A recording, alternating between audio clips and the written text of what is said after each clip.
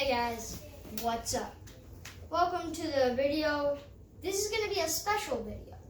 Today is going to be me introducing my sister. We're going to be talking about white dwarfs today. I'm going to be asking my sister questions about white dwarfs. She probably won't get any of them right. And my dad is also going to be talking about some facts about white dwarfs. I am going to be talking about some stuff that was, some news that was published today about the biggest supernova in history. And at the end, we're going to do an experiment with something that's called elephant's toothpaste. Okay, so the news article was about the biggest supernova in history. And it was bright. This star wasn't even as big as most of the stars that create supernovas. And yet that create normal sized supernovas. And yet this one still created the biggest supernova we've ever seen. We're going to have a link to the article in the description. Now back to the video. So I'm going to have my dad talking about some white dwarf facts now. All right, 3 cool facts about white dwarf stars. Number 1, a white dwarf star has 350,000 times the gravity of Earth. Number 2, all white dwarf stars are eventually going to become black dwarf stars, but we haven't seen any in the universe yet because we don't think any exist. The universe isn't old enough to have produced black dwarf stars. Third fact, a teaspoon of a white dwarf star weighs 5.5 tons. That's cool. I'm Nora and I love ballet. And I am going to be asking her questions about white dwarfs.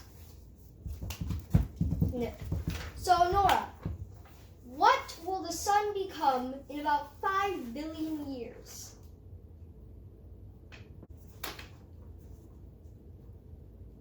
A bud. Nora, I like your humor, but that is incorrect. In 5 billion years, the sun will become a white dwarf. Oh my goodness, what? Hey. Nora, what is a white dwarf? It's a dwarf with, actually it's a star. Yes, that is correct. It is a star that is done burning all its fuel, and its gravity contracted it to a very small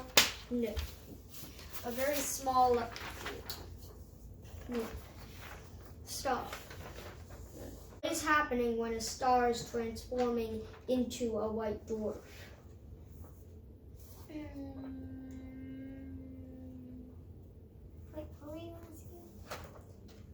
What creates white dwarfs? Nerf guns. Nora, that makes absolutely no sense. I can make something up talking. No. What creates white dwarfs is stars like our sun that go boom and contract to a small point called a white dwarf. Nora, how dense is a white dwarf? Very dense. How dense? As dense as the sun.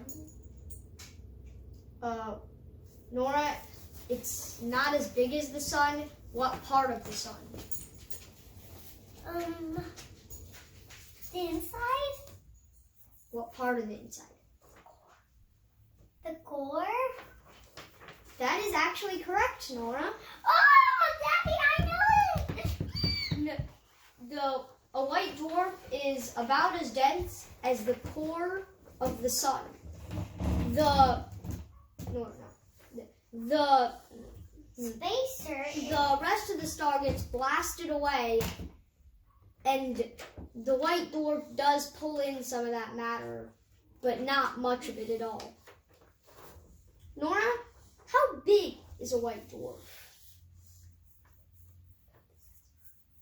About the size of Earth. About the size of the Earth. Nora, that is correct. No. A white dwarf is about as big as the Earth, though, like my dad said, it does have 350,000 times the gravitational pull of the Earth. Okay, and now we're going to be doing an experiment about the elephant toothpaste thing. So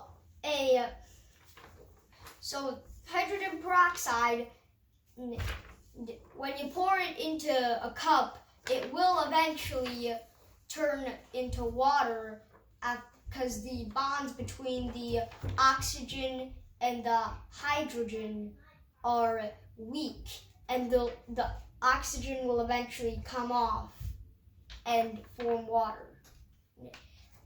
We can make that happen quicker if we add something like baking yeast. It needs to be activated though. Before you add in the baking yeast, you add in soap. The oxygen will get trapped in bubbles, and it'll create what's called elephant's toothpaste. Now, it does create a lot of heat. So, yeah, if you use a bottle like ours with something like 30% hydrogen peroxide, which we can't because we can't find any at stores, then you'll get a giant stream of it flying up into the air, but it will eventually come down. We only have 3% hydrogen peroxide, so it's not going to shoot out a stream. But it will be concentrated so it might shoot out into a small stream. So if you want to do this at home, you're going to need a bottle with a small opening, very small, and also I'd prefer a small, just a thin bottle with a small opening. And you'll also need hydrogen peroxide, obviously, soap, and baking yeast. Get ready for our experiment. Okay, so we're ready for the experiment. This is what we're going to be using. This will hopefully be better than last time, because last time was not that well. Okay, here we we've go. done this before. Ready? Yep. Yep. Here we go.